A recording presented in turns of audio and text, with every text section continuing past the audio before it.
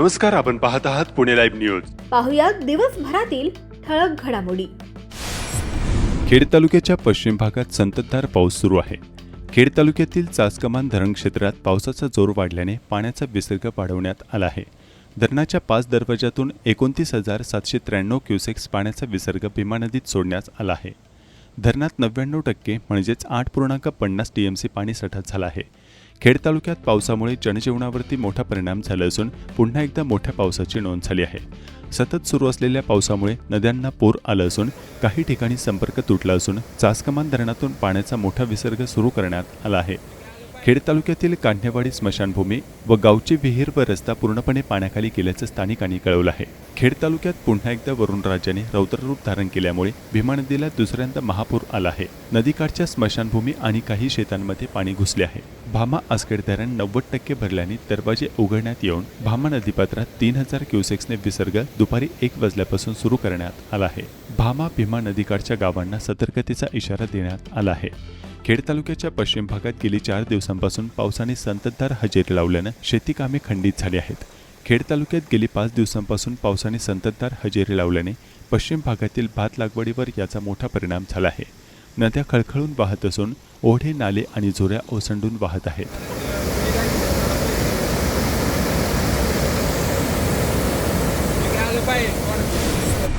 दोन डॉक्टरांचा अपघात, उपचारादरम्यान एकाचा मृत्यू. चाकण ग्रामीण रुग्णालयातील 2 डॉक्टरांचा भीषण अपघात झाल्याची घटना पुणे-नाशिक महामार्गावर तळेगाव चौक ते आंबेठाण चौकाच्या दरम्यान बुधवारी दिनांक 22 जुलै 2026 रोजी रात्रीच्या वेळी घडली होती. अपघातातील एक डॉक्टर गंभीर जखमी असल्याने त्यांना प्रथम चाकणमधील तळेगाव चौकातील आस्था हॉस्पिटलमध्ये दाखल करण्यात आले होते. त्यानंतर तत्काळ पुढे मोशी येथील एका रुग्णालयात त्यांना हलवण्यात आले. मात्र उपचारादरम्यान त्यांचा मृत्यू झाला आहे.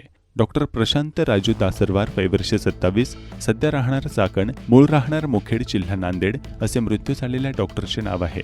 डॉक्टर महेश आवळे हे या अपघातात जखमी झाले असून त्यांच्यावर उपचार सुरू आहेत. नांदेडमधील मुक्रमाबाद येथील आडत व्यापारी राजू लक्ष्मणराव दासरवर यांचा एकुलता एक मुलगा असलेले डॉक्टर प्रशांत दासरवर हे पुण्यामध्ये डॉक्टर ऑफ मेडिसिन MD वैद्यकीय शिक्षण घेत होते. बुधवारी ते चाकण येथील ग्रामीण रुग्णालयात आपले कर्तव्य बजावून रात्री 10च्या सुमारास डॉक्टर महेश व्यंकटराव आवळे, राहणार मुखेड, जिल्हा नांदेड या मित्रासोबत चहा घेण्यासाठी निघाले होते. पुणे-नाशिक महामार्गावर असलेल्या तळेगाव ते आंबेठाण चौकाच्या दरम्यान असलेल्या कानपिळे पेट्रोल पंपासमोर फोडलेल्या रस्ता दुभाजका शेजारीच अज्ञात वाहनाने त्यांना जबर धडक दिल्यानं दुचाकी फरफटत दुभाजकावर जाऊन आदळली. दूरवर जाऊन पडल्याने या डॉक्टर प्रशांत दासरवार यांच्या डोक्याला गंभीर दुखापत होऊन त्यांचा मोठा रक्तस्राव झाला. प्रथम त्यांना जवळच असलेल्या तळेगाव चौकातील आस्था हॉस्पिटलमध्ये उपचारासाठी दाखल करण्यात आले. प्रकृती अधिकच गंभीर असल्याने त्यांना पुढील उपचारासाठी मोशी येथील धनश्री हॉस्पिटलमध्ये दाखल करण्यात आले. तेथील डॉक्टरांनी शर्थीचे प्रयत्न केले, पण गंभीर दुखापत आणि अतिरक्तस्राव झाल्यामुळे डॉक्टर प्रशांत दासरवार यांचा उपचारादरम्यान मृत्यू झाला. डॉक्टर महेश आवळे यांच्यावर उपचार सुरू आहेत. चाकण ग्रामीण रुग्णालयातील या 2 डॉक्टरांचा अपघात आणि एकाचा मृत्यू झाल्यामुळे वैद्यकीय वर्तुळातून मोठी हळहळ व्यक्त होत आहे. पोलीस प्रशासनाकडून अपघातातील वाहन आणि दाखल करण्यात आलेला गुन्हा याबाबतची अधिकृत माहिती अद्याप प्राप्त झालेली नाही. 373 दुकानांवर फिरणार बुलडोझर. खेड तालुक्यातील गोलेगाव खराबवाडी येथील गायरान जमिनीवर अतिक्रमण करून बांधण्यात आलेल्या आणि वाणिज्य वापरात असलेल्या 373 मिळकतींवर 2 दिवसांत बुलडोझर फिरणार आहे. या अतिक्रमण विरोधी कारवाईबाबतच्या अंतिम नोटीस संबंधित मिळकत धारकांना देण्यात आले असून येत्या 24 तासांत आपापली बांधकामे आणि साहित्य काढून घेण्याचे आदेश देण्यात आले आहेत.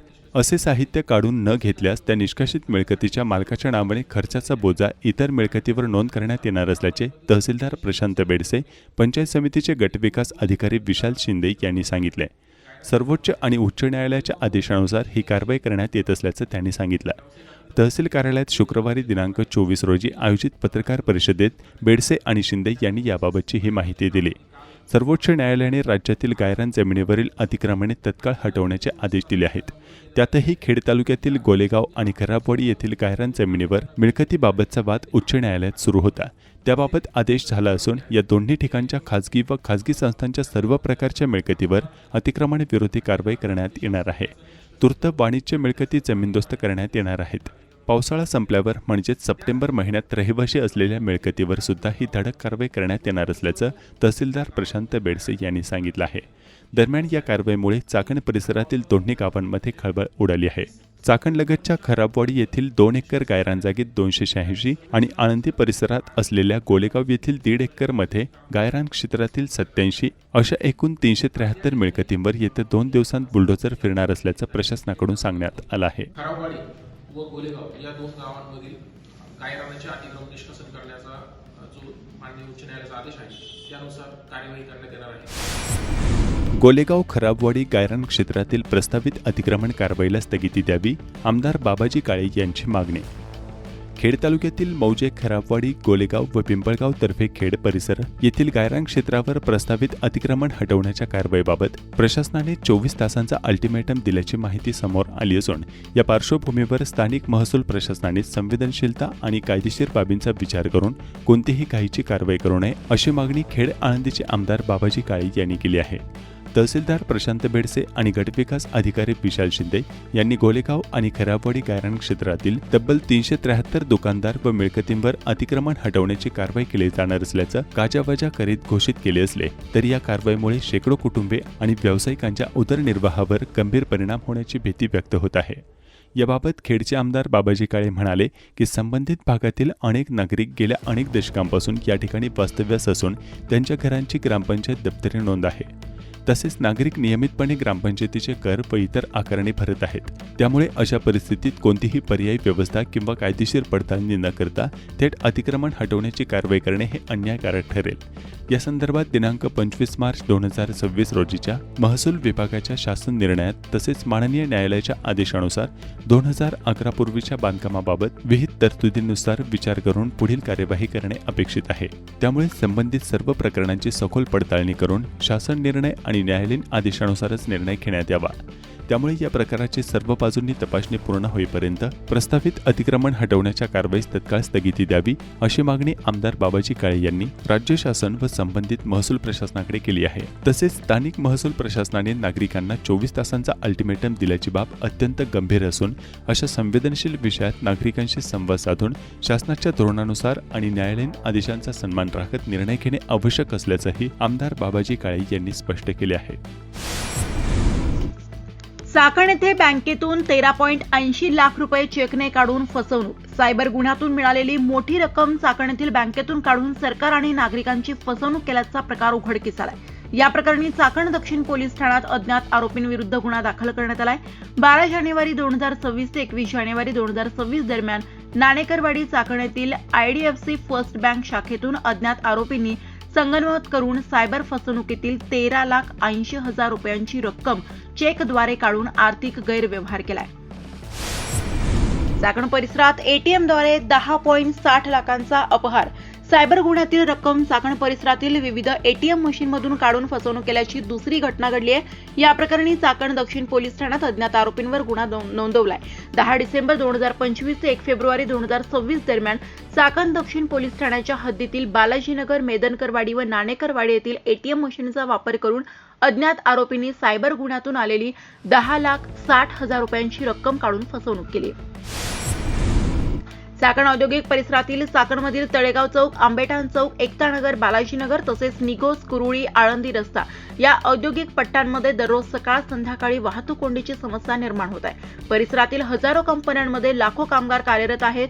कामगारांची ने-आण करण्यासाठी कंपन्यांकडून बस सुविधा दिली जाते, परंतु बसचा रस्त्यावरील थांबा, चुकीच्या ठिकाणी पार्किंग आणि वाहतूक नियमांचे उल्लंघन यामुळे या भागातील नागरिक, प्रवासी आणि इतर वाहन चालकांना वाहतूक कोंडीचा मनस्ताप सहन करावा लागत आहे. चाकण परिसरात अहोरात्र रस्त्यांवर खासगी बसेसचा अक्षरशः ताबा असतो. कंपन्यांच्या बसेस कामगारांना घेण्यासाठी प्रत्येक चौकात, वळणावर आणि मुख्य रस्त्यावरच थांबतात. त्यामुळे मागे वाहनांची रांग लागते आणि वाहतूक ठप्प होते. अनेकदा किरकोळ अपघातांची शक्यता निर्माण होते. पोलिसांनी वाहतूक सुरळीत ठेवण्यासाठी प्रयत्न केले तरी बस चालकांकडून नियमांचे पालन होत नाही. चाकण आळंदी रस्ता, निघोजे, कुरुळी रस्ता, महाळुंगे, MIDCतील आंतरिक रस्ते या ठिकाणी दररोज शेकडो बस उभ्या राहतात. काही बस चालक कामगारांची वाट पाहण्यासाठी रस्त्याच्या कडेला चुकीच्या पद्धतीने बस थांबतात. त्यामुळे आधीच अरुंद असलेल्या रस्त्यांवर मोठी कोंडी होते. अनेकदा कामगार बसमध्ये चढण्यासाठी घाईत रस्ता ओलांडतात आणि त्यामुळे अपघाताचा धोका वाढतो.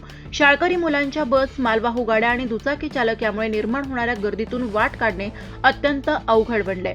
कामगारांना घेण्यासाठी रस्त्यावर बस उभ्या केल्याने वाहतूक कोंडी होतेच, पण या बसला कंपन्यांमध्येही पार्किंगसाठी जागा उपलब्ध नसते, त्यामुळे या बस कंपनीच्या बाहेर रस्त्यावरच पार्किंग केल्या जातात. MIDC परिसरात या बससाठी कोणत्याही प्रकारचे पार्किंग झोन नाही. तसेच पोलिसांनी या बस चालकांना पिकअप पॉइंटही ठरवून दिलेले नसल्याने हम करे सो कायदा अशी स्थिती निर्माण झाली आहे. पुणे जिल्हा परिषद प्रशासनाच्या वतीने आयोजित कॉफी विथ CEO या विशेष उपक्रमात जिल्ह्यातील A+ श्रेणी प्राप्त करणाऱ्या 28 जिल्हा परिषद शाळांसह राज्यस्तरीय स्पर्धा व शिष्यवृत्ती परीक्षांमध्ये उल्लेखनीय यश संपादन करणाऱ्या विद्यार्थ्यांचा सत्कार करून गुणगौरव करण्यात आला. खेड तालुक्यातील A+ श्रेणी मिळवत जिल्ह्यात अव्वल स्थान धानोरे, वापगाव, जालिंदनगर, टेमगिरवाडी, अमराळेवाडी, एलवाडी, शिवे मारोशी या 8 जिल्हा परिषद शाळांनी हजेरी लावली. खेड तालुक्यातील अंगणवाडीतील रिक्त 6 सेविका आणि 51 मदतनीस पदासाठी पात्र महिलांच्या जागा भरण्यासाठी विहित नमुन्यात फक्त ऑनलाईन पद्धतीने सोमवार दिनांक 27 जुलै ते 7 ऑगस्ट पर्यंत महिला उमेदवारांनी अर्ज सादर करावेत असे आवाहन गटविकास अधिकारी विशाल शिंदे यांनी केले आहे. प्रकल्प 2 खेड या अंतर्गत अंगणवाडी सेविका आणि मदतनीसची भरती सोमवार दिनांक 27 पासून सुरू होत आहे. ऑनलाईन पद्धतीने ही अर्ज करायचे आहेत. 4 सेविका आणि 26 मदतनीसची पदे रिक्त आहेत. तर त्यासाठी इच्छुक लोक ज्या उमेदवार महिला आहेत त्यांनी ऑनलाईन पद्धतीने अर्ज करावेत. सर्व जाहिरातीमध्ये सर्व उल्लेख आहे. शैक्षणिक पात्रता, वयोमर्यादा, रहिवासी दाखला याच्याबद्दल सर्व त्या जाहिरातीमध्ये सर्व माहिती उपलब्ध आहे.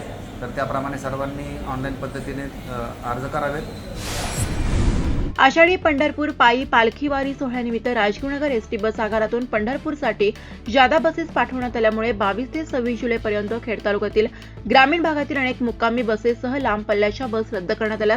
यामुळे ग्रामीण भागातील दिवसभर नियोजित एसटी बसच्या फेऱ्या रद्द होणार असल्याने प्रवासी आणि विद्यार्थ्यांनी सहकार्य करण्याचे आवाहन आगार प्रमुख विद्या कदम यांनी केले.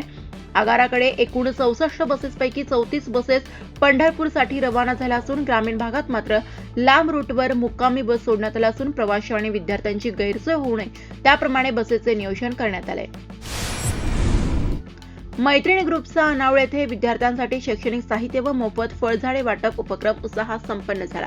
मैत्रिणी ग्रुप राजगुरुनगरतर्फे दरवर्षीप्रमाणे यंदाही जिल्हा परिषद शाळेतील विद्यार्थ्यांसाठी स्कूलबाग, पाण्याच्या बाटल्या, वह्या तसेच मोफत फळझाडे वाटपाचा उपक्रम राबवण्यात आला. जिल्हा परिषद प्राथमिक शाळा अनावळ येथे झालेल्या या उपक्रमास विद्यार्थी, पालक, ग्रामस्थ व शिक्षकांचा उत्स्फूर्त प्रतिसाद लाभला. या उपक्रमासाठी मैत्रीण ग्रुप, मैत्री कट्टा ग्रुप, 14 ट्रीज फाउंडेशन, माजी सरपंच सौ वैशाली बाबाजी काळे, करिश्मा सौरभ लुणावत, सपना हिराचंद राठोड, अध्यक्ष मैत्रीण ग्रुप राजगुरुनगर डॉ. वंदना प्रदीप शेवाळे, अलका सुभाष कोकणे रहाणे यांनी सहकार्य केले. भीमा नदीला दुसऱ्यांदा महापूर आलाय. जास्कमान धरणातून खूप मोठ्या प्रमाणात पाण्याचा विसर्ग सोडण्यात आल्याने खरपुडी खुर्द आणि खरपुडी बुद्रुक गावचा संपर्क पुन्हा एकदा तुटलेला असल्याचे खरपुडीतील स्थानिक पत्रकार राजेश गाडे यांनी कळवले आहे.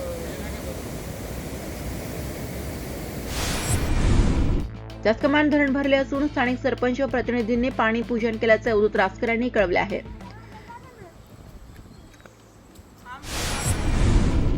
जिल्हा परिषद शाळा भामचंद्रनगर येथे आषाढी एकादशी निमित्त दिंडीचे आयोजन. आषाढी एकादशीच्या पावन पर्वानिमित्त जिल्हा परिषद प्राथमिक शाळा भामचंद्रनगर येथे पारंपरिक वारकरी संस्कृतीची ओळख विद्यार्थ्यांना व्हावी आणि त्यांच्यामध्ये भक्ती, संस्कार, शिस्त व सामाजिक एकात्मतेची भावना रुजावी या उद्देशाने भव्य दिंडी सोहळ्याचे आयोजन करण्यात आले. या कार्यक्रमात शाळा व्यवस्थापन समितीचे अध्यक्ष योगेश गुले, रत्नाताई पिंगळे तसेच शालेय व्यवस्थापन समितीचे सदस्य मुख्याध्यापिका शिल्पा मुजुमदार, शिक्षिका पायल अंबिके, रेखा वाघमारे, दत्तात्रय मुळवंडे तसेच पालक गावातील ग्रामस्थ मोठ्या संख्येने उपस्थित होते.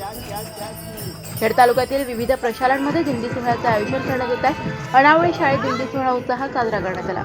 खेड तालुक्यातील याच प्रशालांमधील सोहळ्यावर एक नजर टाकूया.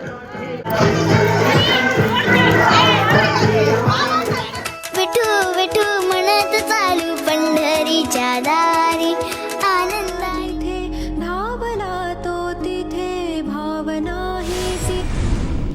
हुतात्मा राजगुरू महाविद्यालय राजगुरुनगर येथे वाणिज्य विभागाच्या वरिष्ठ प्राध्यापिका कुमारी हेमलता श्रीरंग चौधरी यांनी पुणे जिल्ह्यातील महिला उद्योजकांमार्फत चालवल्या जाणाऱ्या मसाले व लोणचे उद्योगाच्या व्यवस्थापनाचा चिकित्सक अभ्यास या विषयावर सखोल संशोधन करून सावित्रीबाई फुले पुणे विद्यापीठाची PhD विद्या वाचस्पती पदवी संपादन केली आहे. आमदार बाबाजी काळे यांनी खेड तालुक्यातील जनतेचा प्रतिनिधी म्हणून दिल्लीतील विद्यार्थी आंदोलनाला पाठिंबा दिलाय. मी देशातील विद्यार्थी युवक युवती यांच्या बरोबर आहे. त्यांचे जे प्रश्न आहेत ते राजकीय नसून त्यांच्या भविष्यासाठी महत्त्वाचे आहेत. त्यामुळे केवळ विद्यार्थ्यांच्या कल्याणासाठी अभिजित दिपके व त्यांचे सहकारी जे आंदोलनाच्या माध्यमातून लढा देत आहेत तो योग्य असून आमच्या पक्षाचे नेते व मार्गदर्शक उद्धव ठाकरे यांनी आधीच आंदोलनास दिलाय. त्यानुसार आमदार म्हणून माझ्या विधानसभा मतदारसंघातील सर्व तरुण तरुणी विद्यार्थी विद्यार्थिनी यांच्या व त्यांच्या पालकांतर्फे मी प्रतिनिधी म्हणून हा पाठिंबा देत असल्याचे आमदार काळे यांनी माध्यमांशी बोलताना सांगितले. खेड तालुक्यात MIDC कडून शेतकऱ्यांच्या जमिनीचा ताबा घेण्यासाठी पोलीस बळाचा वापर केला जात असल्याचा आरोप होत आहे. चाकण MIDC मधील भांबोली तालुका खेड येथील अपंग शेतकऱ्याच्या जागेचा ताबा MIDCच्या अधिकाऱ्यांनी जबरदस्तीने घेण्याचा प्रयत्न चालवला असल्याचा संबंधितांनी केलाय. भूसंपादनाचे पैसे घेतलेले नसताना आणि न्यायालयात दावा सुरू असताना केली जाणारी बळजबरी नेमकी कशासाठी सुरू आहे असा प्रश्न शेतकरी विचारत आहेत. याबाबत पुणे लाईव्हच्या कार्यालयाकडे आलेले अपंग शेतकरी बांधवांनी काय सांगितले जाणून घेऊयात.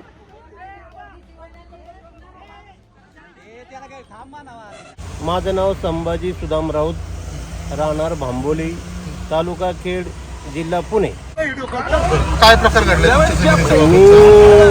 माझी जमीन 2009ला एक्वायर झाली. तशापासून मी MIDCला सांगतो की माझी जमीन वगळावी. MIDC पण म्हणते तुमची जमीन वगळितो. पण आत्तापर्यंत माझ्या 17 वर्षात काहीच काम नाही केलं. आत्ता 17 काल म्हणजे तारखे 2 दिवस झालं आणि पहिले 15 तारखेला माझ्या पोलीस बंदोबस्त घेऊन काम करायला आले. कोण काम करणार? MIDCचे अधिकारी आणि पोलीस बंदोबस्त घेऊन आले होते. मी 80% अपंग आहे सगळ्यात महत्त्वाचं. आणि माझ्या शेजारच्या शेतकऱ्यांचं प्लॉट सोडतात. म्हणजे मी अपंग असल्यामुळे माझ्या अन्याय करायचा का? MIDCने न्याय सर्वांना सारखा दिला पाहिजे. एकाची जमीन सोडायची, एकाची ठेवायची. मला दुसऱ्याच्या जागेत परतावा दिला, त्यांनी मला ताबा नाही दिला. मला माझ्या जागेत तुला परतावा नाही दिला. MIDCने तो परतावा कॅन्सल करून मला दुसरीकडे दिला.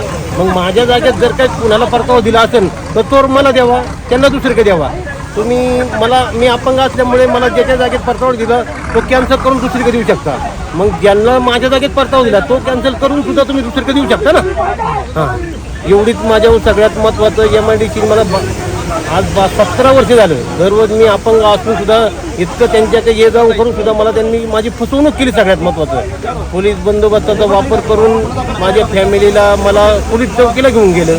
सगळ्यात महत्त्वाचं मला म्हणले तुम्ही MIDCच्या नावावर झाली. त्यांना मी सांगितलं MIDCच्या नावावर झालेल्या जमिनी शेतकऱ्यांच्या नावावर झाल्या. मी प्रूफ देतो, माझ्याकडे प्रूफ आहे. हां, त्यामुळं माझ्या भरपूर अन्याय MIDCने केलेला आहे. त्याच्यातून काहीतरी MIDCने किंवा लोकांनी सर्वांनी मला मदत करावी एवढी सर्वांना माझी मनापासून विनंती आहे. तुमच्या आसपासच्या किती लोकांच्या जमिनी सोडल्या? आहे ना आमच्याकडून लय 18 एकर जमीन पडली. 18 एकर जमीन 18 एकर जमीन पडली. आमच्याकडे पुरावा आहे. तुम्हाला काय सांगतात ते? आम्हाला सांगतात की तुमची जमीन फुटणार आणि आता सांगितलं की आम्ही ती प्लॉट दुसऱ्याला दिली. तुम्ही त्यांचा अंडर टेबल त्यांचा कार्यक्रम केला नाही म्हणून तुमच्यावर अन्याय होता असं वाटतं? अन्याय होतं. हां, माझं अन्याय होतं सगळ्यात महत्त्वाचं. ते पैसे घेतलेले आहेत का तुम्ही? जमिनीचे पैसे नाही घेतलं. आता जशापासून एक्वायर झाली त्याच्यापासून मी जमिनीचं पेमेंट पण नाही घेतलं आणि जमिनी ताबा पण नाही दिला. हां, ताबा पण माझ्या जागेत आहे. माझं क्षेत्र बागायती आहे. सगळ्यात माझ्या जागेत विहीर आहे, माझं जुनं घर आहे. हां, तरी पण एवढी दादागिरी का करते? काय माहीत. मी अपंग असल्यामुळे माझं मला फसवलं. सगळ्यात महत्त्वाचं मी 80% अपंग आहे. फसवलं म्हणजे कुणी फसवलं? MIDC वाल्यांनी. MIDC वाल्यांनी त्यावेळेला फसवलं पण. आणि आता पोलिसांचा बळाचा वापर करून तुम्हाला उचलून न्यायचे पोलिसांचा बळाचा वापर साहेबांना आणून मला गाडीत टाकून चौकीला नेलं. परत तिथं माझ्या मंडळीला आणलं, माझ्या फॅमिलीला आणलं. म्हणजे सगळ्यात महत्त्वाचं माझ्या फॅमिलीला आणलं. आणि मला पोलिसांबद्दल काय नाही बोलत. पोलिसांबद्दल त्यांना MIDCने जे काम करतात म्हणजे MIDC सांगतात त्यांना अधिकारी बरोबर. हां, बोलणार नाही म्हणजे तुम्ही भीतीपुटी बोलत नाही. पोलिसांची सुद्धा ही जबाबदारी आहे ना सत्यासत्यता पडताळायची. ठीक आहे, ओके.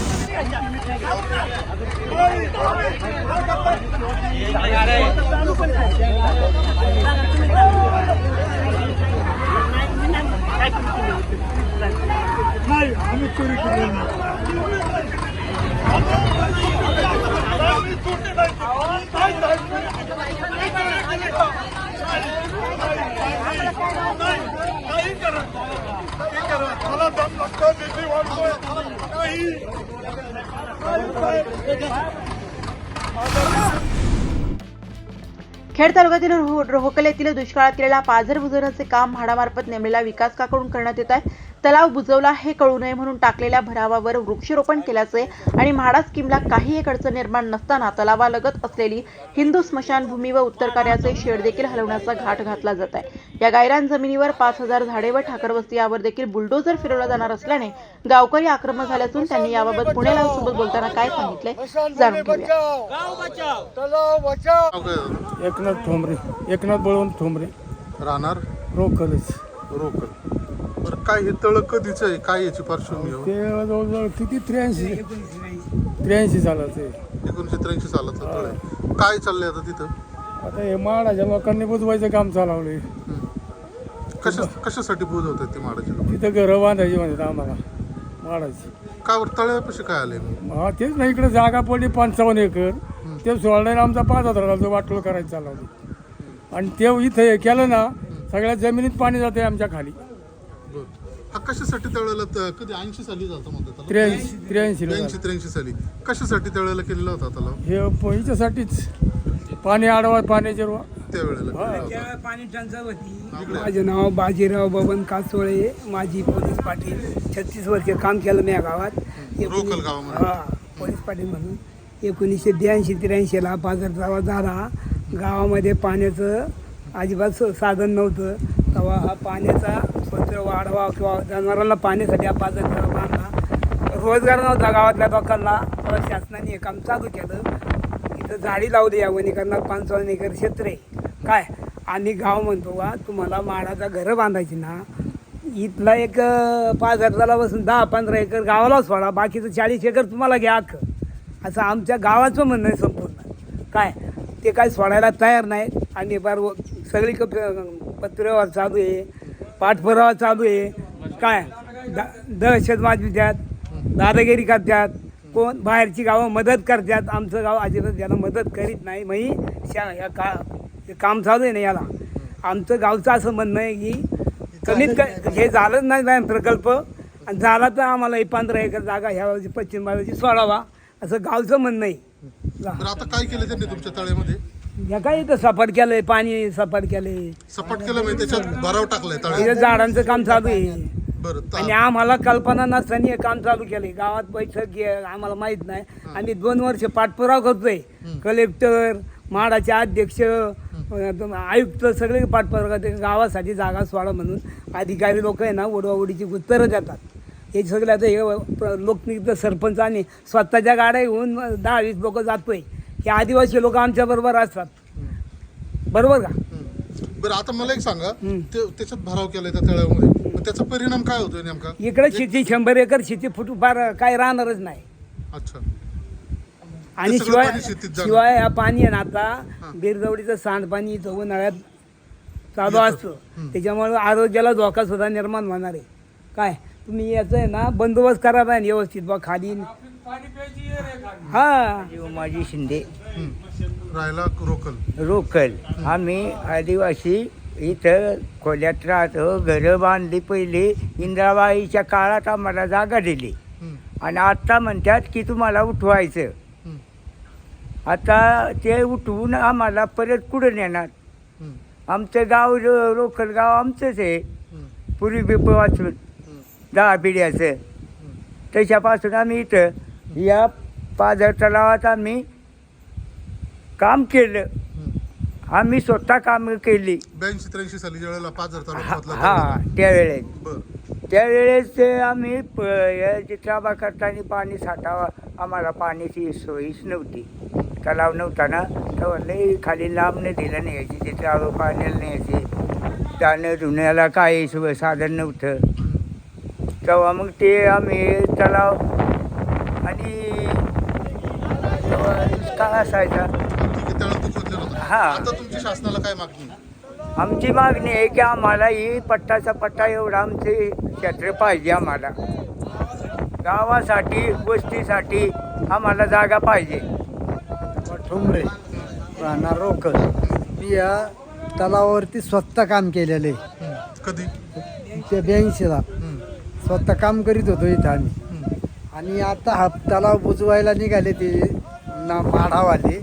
ते माडाचं इथं व्हायलाच नाही पाहिजे कसा कुठलाच प्रकल्प नको माडाचा आम्हाला आमचं हे व्यवस्थित जगू द्या आम्हाला तुमचं गाव शासनाला म्हण व्यवस्थित हा बस हे बाहेरचे आले ते सगळं हे होणार सगळा खेळ होणार आणि आजी एवढी मोठी झाडी आहे इथं ती सगळी कापल्या जाणार त्याचं काय आहे त्याचा रासच होणार ना अख्ख्या झाडीचा आणि हे जे पाणी आमची खाली जमीन आहेत तर आमच्या तिकडं याला पाण्याचं हे होतं ना सर्क्युलेशन विहिरी आहेत खाली आमच्या आज जर हाताला जर असं बुजवीत गेले तर हा कालांतराने सगळाच बुजावल्या जाईल मग पाणी पहिल्यासारखीच पहिली परिस्थिती होईना आमची पहिल्यासारखी हा पाणी प्यायची विहीर आहे खाली आमची त्याला पाणी नाही राहणार पाणी कालांतराने गावाला प्यायलाच पाणी राहायचं नाही जर हे बुजावलं तर त्याच्यापेक्षा तो नाहीच झाला पाहिजे तो माडाचा कसाच प्रकल्प ते तलाव बुजवायचं तर राहिलंच माडाचा प्रकल्पच नको आम्हाला आता जागा तर त्यांना कलेक्टरने अलर्ट केली आता दिलेली ते जागा. काय कलेक्टर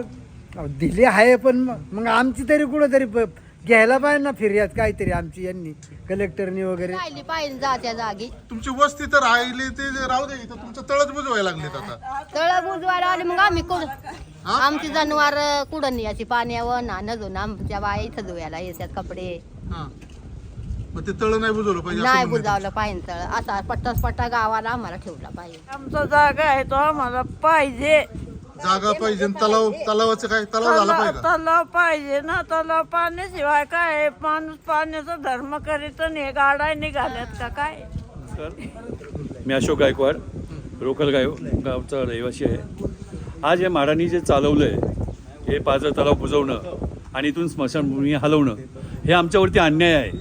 कारण हे जे पाणी जर तलाव हे बुजवलं तर सगळं पाणी आमच्या शेतामध्ये जाणार आहे आणि आमचे बरेच हाल होणार आहेत. दुसरी गोष्ट आमची ही इथं ठाकर बस्ती आहे त्यांनाही ते उठवण्याचं काम करतायत आणि त्यांना काहीच सूचना न देता त्यांचं आज कुठे स्थलांतर करतील माहिती नाही आहे. तर आम्हाला हा अन्याय आमच्यावरचा निघून जावा एवढी विनंती करतो. पवन सदाशिव गायकवाड राहणार रोकल या ठिकाणी मी राहत असून आमच्या या ठिकाणी कित्येक वर्षापासून जो निसर्गिक सौंदर्य आहे ते हटवण्याचं काम या म्हाडातर्फे केलं जात आहे. ते आम्हाला करावं द्यायचं नाही आहे. का बरं त्याला कारणं आहेत.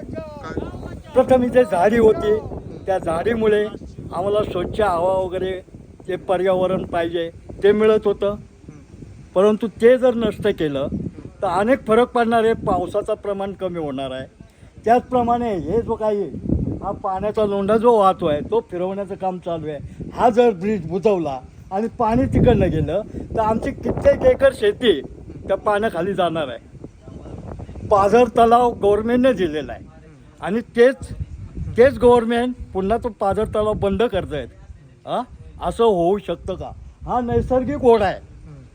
कित्येक काळापासून आहे आम्हालाही माहीत नाही. इथे कित्येक जेवढे जमा आहेत त्यांनाही माहीत नाही. तो पूर्वजांपासून जो आहे ओढा तो जर बंद केला तर आम्हाला जे पाणी जात आहे पिण्यासाठी विहिरीमध्ये ते पाणी आम्हाला मिळणार नाही आहे. मग पिण्याच्या पाण्याचा प्रश्न उद्भवणार आहे. या सर्व काही गोष्टी आहेत. बरं आता काय मागणी आहे तुमची शासनाकडे? आमची मागणी आहे स्मशानभूमी जी आहे ती त्या ठिकाणीच असावी. त्या ठिकाणी स्मशानभूमी हलवू नये.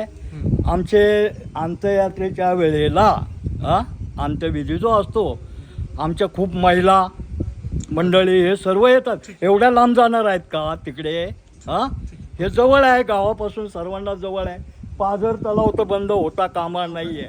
तानाजी जातात तर कातळी रोकलचा पाणी पुरवठा कर्मचारी तर आमच्या ह्या पाझर जर बुडावला तर बुजवलं तर हे पाणी आमचं ना लोकांचं हे माडाच्या लोकांचं पाणी समजा आमच्या विहिरीमध्ये जाऊ शकतं. ते विहिरीचं पाणी गावाला पूर्ण ठाकरवाडी आदिवासी लोकांना सगळ्या लोकांना पाणी पुरवलं जाते. हे जर पाणी खराब आलं तर लोकांची उद्या वेगळी काहीतरी दशा बोलवायची. संदीप चंद्रकांत काचोळे मी रोकल गावचा ग्रामस्थ आहे. इथल्या तुमच्या मिसेस माझी मिसेस आता सध्या लोकनियुक्त सरपंच म्हणून आहे. आमच्या गावामध्ये 1983 साली हा पाझर तलाव बांधण्यात आला. या ठिकाणी माडांनी आता पूर्वी याआधी आदिवासी ठाकर समाजाची घरं आणि यानंतर मरणानंतरची जागा ही राहून माडा कुठलं हा प्रकल्प कशासाठी करते नक्की? आणि ती मरणानंतरची जागा म्हणजे ह्या स्मशानभूमी. जवळचा तलाव. स्मशानभूमी हा आणि तलाव. हा. आता हिंदू संस्कृतीमध्ये स्मशानभूमीजवळ तलाव असतो म्हणून या ठिकाणी स्मशानभूमी केली होती. याच्यासाठी शासकीय निधी यापूर्वीच 25-30 वर्षापूर्वी हे शेड आणि स्मशानभूमीचं काम झालेलं आहे.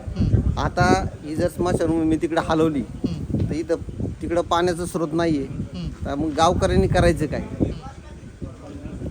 आणि याआधी आम्ही अनेक निवेदनं दिली. आम्ही याच्या संदर्भामध्ये कोर्टामध्ये पण गेलो होतो, पण कोर्टामध्ये आमचं म्हणणं फेटाळलेलं आहे.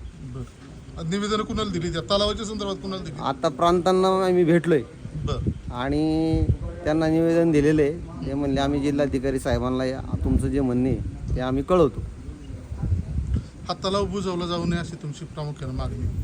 त्यांना फक्त माडाला चांगला बाजारभाव भेटावा इथं आणि चांगलं लोकेशन दिसण्यासाठी हा पाझर तलाव बुजवण्याचं काम आता चालू आहे. पण याच्या मागे ह्या बुजवण्यामागे त्यांचं नेमकं पर्पज काय? म्हणजे त्यांचं नेमकं लोकेशन चांगलं दिसलं पाहिजे. फक्त चांगलं दिसावं म्हणून पाझर तलाव बुजवायला निघाले ते, बरोबर? असंच आहे. हो. ठीक सुमन ठोंबरे, मी रोकलगावचा रहिवासी. तर काय कुठपर्यंत होतोय तळ? काय तलाव सांगता तुम्ही? इथपर्यंत तलाव असा होता, हां. असा सर्व तलाव होता हा. हे तलाव आता मायांनी माती टाकून 2 दिवसापूर्वी बुजवलेला आहे. आणि काल आमच्या चुलत्यांनी यांनी थांबवलंय, नाहीतर त्यांनी हे पण बुजवलं असतं. इकडं होतं ते त्यांचं बुजवायचा विचार होता. हे तलावाचंच पाणी आहे. इथं आम्ही लहानपणी असताना इथं पोहलेलो आहे. त्याच्यामुळं हा तलाव इथपर्यंत तलाव होता. ते पाणी जे दिसतंय त्याच हे तलावात सर्व तलाव होता इथपर्यंत.